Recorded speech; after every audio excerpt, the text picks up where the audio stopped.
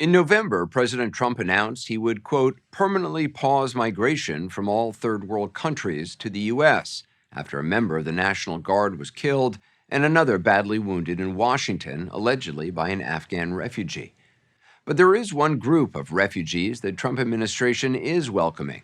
It's expediting the resettlement of white South Africans, mostly Afrikaners, who are descendants of Dutch settlers. President Trump says that white farmers are victims of a genocide. The South African government disputes that. We went to South Africa to see for ourselves.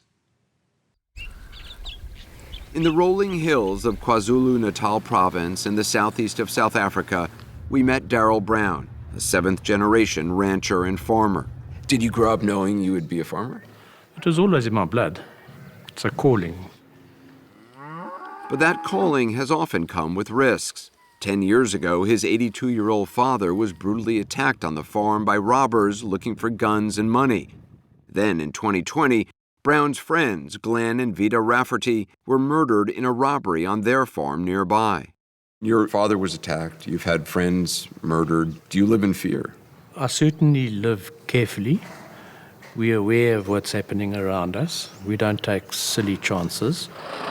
We came to Darrell Brown's farm because of what President Trump said last May about the murders of South African farmers. It's a genocide that's taking place that you people don't want to write about, but it's a terrible thing that's taking place, and farmers are being killed. They happen to be white. 9 days later, South Africa's president, Cyril Ramaphosa, came to the White House. Elon Musk, who was born in South Africa and has also made claims of genocide, was there too. What happened next seemed to take Ramaphosa by surprise. Excuse me, turn the lights down. President Trump showed several videos, proof, the White House said, of the violence targeting white farmers. These are burial sites right here. Burial sites. Over 1,000 of white farmers. We found the spot where those white crosses were once planted. It's a lonely, potholed road not far from Darrell Brown's ranch. It definitely wasn't a burial site. I mean, those crosses were there for less than 48 hours. It was purely an avenue of crosses that we planted there in honor of commercial farmers in South Africa that had lost their lives. Brown knows about the crosses because he put them there on the day of his friends Glenn and Vida Rafferty's funeral. He keeps them locked in a shed. In 2024, he brought them out again for the funeral of his best friend, Tolly Nell, who was also murdered on his farm. Tolly's wife, Renee, still lives there. Her husband was killed in front of her trying to fight off burglars. Her son, Tienes, was tied up while they stole cash and guns. No one has been arrested. My whole life has changed. I've got nothing to look forward to. Sorry. Tienes now runs the farm. He carries a weapon with him almost all the time. The only time I don't have it on me is when I'm in the shower. Really? Because I don't ever want another situation to arise where I feel that I'm a victim. The Nells have hired private security guards and fortified their property with electric fences and cameras. Many in South Africa feel they can't rely on the country's ineffective and overwhelmed police to keep them safe. When you heard President Trump talk about a genocide, what did you think? Well, I just thought he was using the wrong word. In your opinion, it's not a genocide here?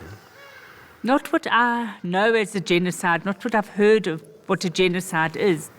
I see our attack as an opportunistic attack. They knew there was money, they knew there were firearms. Whites make up only about 7% of the population of South Africa, but still own 72% of all privately held agricultural land and many of the country's large commercial farms. But according to Wandile Salobo, a leading agricultural economist, the overwhelming number of farmers and those working on farms are black. The white farmers may have a bigger part of the proportion of income, but the vast majority of people operating the farms in South Africa are black. There is crime on farms. There are murders on farms. They affect black farmers as well as white farmers. They affect black farmers as well as white farmers, and also farm workers who are largely black. Nkalala Zuma farmed this 9-acre plot for 20 years. He was used to having equipment stolen, but in 2024, a group of men shot at him and broke into his house. Did you think at the time they were going to kill you? 100%. 100%. After the attack, he decided to sell the farm. There are a lot of black farmers that are attacked, and the voices are not out. People don't pay attention. It's just another number, another statistics. South Africa is one of the most dangerous countries in the world. The murder rate is 7 times that of the United States, and the majority of victims and perpetrators are black. According to police, more than 25,000 people were murdered here in 2024. It's estimated 37 of them were killed on farms. 37 out of 25,000. For us as farmers, that 37 is too much. Johan Kotza is an Afrikaner who's head of South Africa's largest agricultural organization. It's actually not about white genocide, it's about criminality in South Africa. That's what's happening on farms, it's what's happening in streets in Johannesburg and other major cities. It's crime. It's crime. The fact that it happened on a farm doesn't make me special as a farmer. It's horrendous. Any murder is horrendous. South African police only began publishing the race of those murdered on farms under pressure last year. In the first quarter of 2025, they reported 6 farm homicides. 5 of the victims were black. Poverty is the biggest driver of crime in South Africa. And how do you solve that? South Africa remains one of the world's most economically unequal countries. 44% of blacks here live in poverty compared to 1% of whites. Kotza went to Washington last February to talk with administration officials about the economic problems here. He was surprised by what they focused on. They ask us about the white genocide. And the first thing I said is, arm as Afrikaans is what you can get. I grew up Afrikaans and I never witnessed that. South Africa's 2.7 million Afrikaners descend from Dutch settlers who arrived on the continent 400 years ago. Every year, they celebrate their culture and language in the shadow of the Voortrekker Monument, which was built as a symbol of Afrikaner nationalism. Millions of black South Africans were forcibly evicted from their land and lost their rights to it by law in 1913. When Afrikaners took power in 1948, they instituted apartheid, a brutal system of racial segregation and discrimination. Blacks had virtually no rights, and laws restricted where they could live and work. That all changed in 1994, when black South Africans were allowed to vote and elected Nelson Mandela. God bless Africa. In the decades since, there has been progress, a growing black middle class and a reduction in poverty.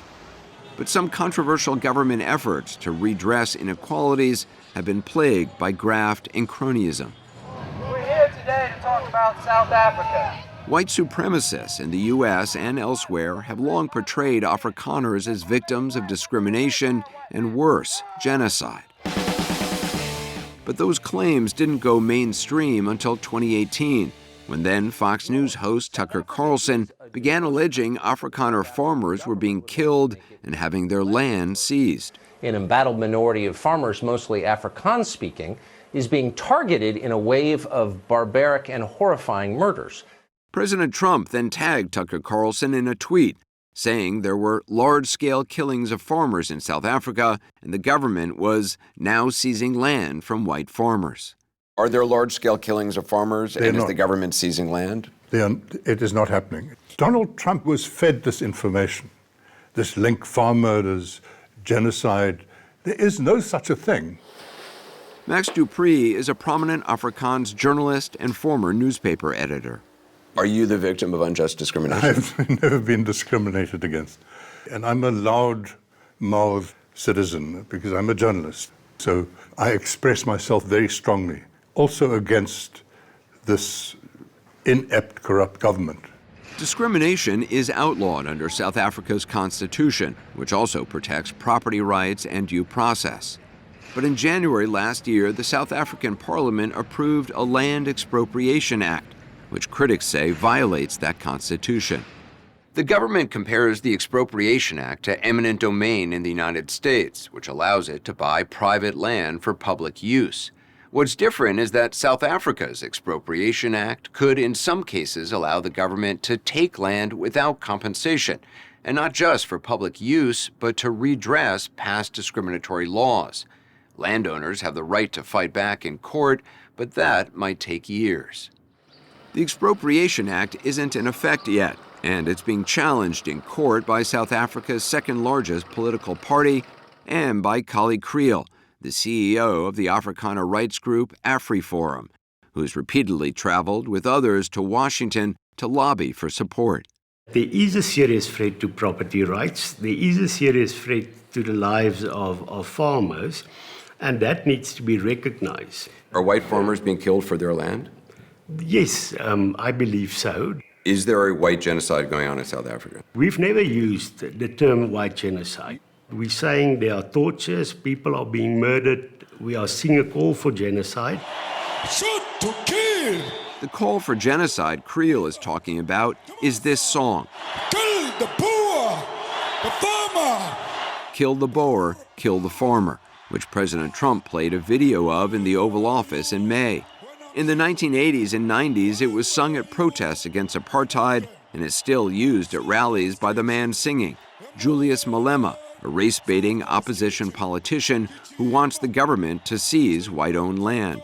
You know, what the rhetoric is that we hear the same people that chant kill the Boer, kill the farmer, use the narratives to try and portray Afrikaners and farmers as thieves. Has any farmer had their land taken in the last 30 years of black rule here in this country without compensation or without having redress through courts? Because the legislation did not allow it. The new legislation allows it. President Trump cited the Expropriation Act in his executive order last February, cutting off all aid to South Africa and allowing for the resettlement of Afrikaner refugees escaping government-sponsored race-based discrimination. The first group of 59 Afrikaner refugees arrived in May. Now, almost 2,000 are here.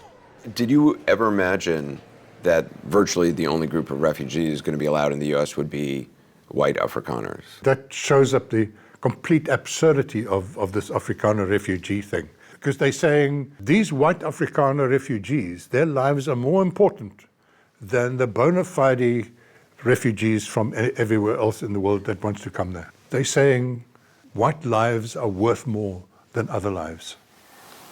Remember Darrell Brown, the farmer who organized the protests with the white crosses? He says he won't be packing his bags to become a refugee in America anytime soon. I'm an African. I've been burnt by the African sun, and I'm not going anywhere. There's a lot of sun in Florida. I'm very positive about South Africa. This is my home.